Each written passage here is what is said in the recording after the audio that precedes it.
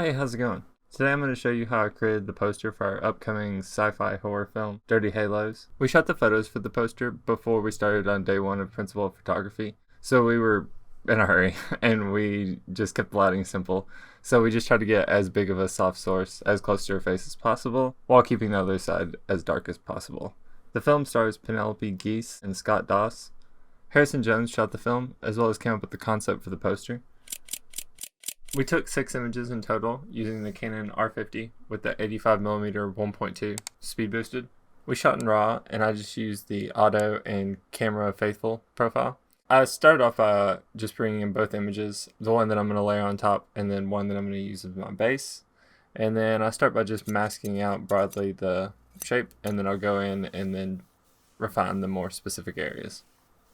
And this is by far the most tedious part of the process because it's a lot of just trying to get soft edges so it doesn't seem like the hands are just stuck over her face. And also, things just didn't quite line up exactly. Like, Penelope stood really still, but as you can see, like, some of the placement of the hands start to overlap, and so I actually have to move them around a little bit more.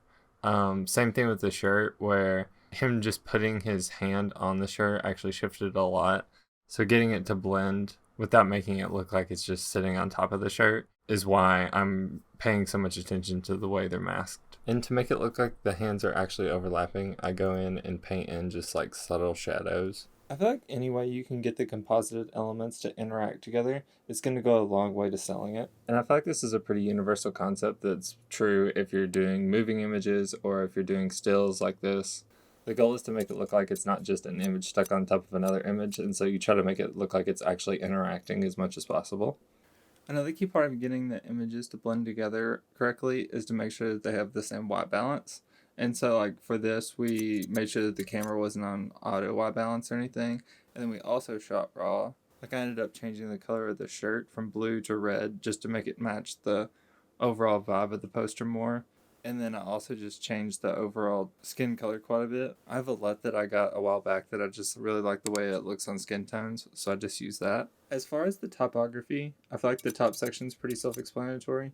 The bottom section, which is called the billing block section, where all the actors and director's name and everything is, I actually got that from a free template on Studio Binder, which I'll leave a link to in the description.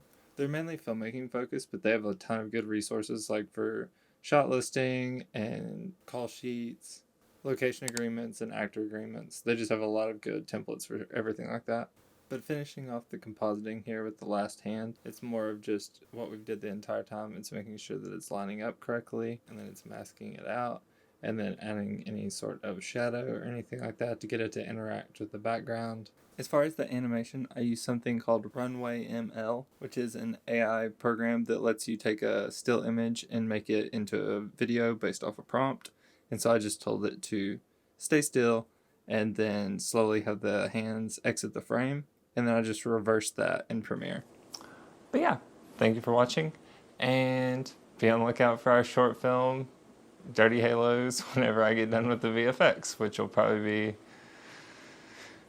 who knows? Again, thank you, and have a good day.